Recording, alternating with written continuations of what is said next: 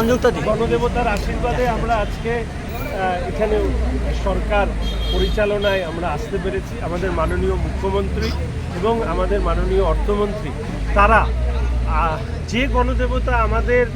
এই রাজ্যের শাসন ক্ষমতায় নিয়ে এসছেন, এতদিন ধরে তারা এই যে 15 বছরে অরাজকতার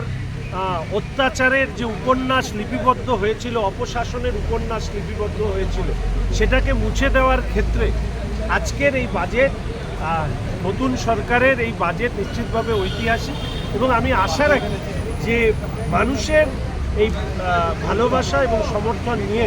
আমরা যেটা বারবার করে বলেছি, ডাবল ইঞ্জিনের সরকার, মাননীয় প্রধানমন্ত্রী নরেন্দ্র মোদী মহাশয়ের আশীর্বাদ এবং মাননীয় মুখ্যমন্ত্রীর কুশলী পরিচালনায়, রাজ্যের মাননীয় মুখ্যমন্ত্রী শ্রী শুভেন্দু অধিকারী মহাশয়ের কুশলী পরিচালনায় পশ্চিমবঙ্গের মানুষ এবার সামগ্রিকভাবে উন্নয়ন কাকে বলে সেই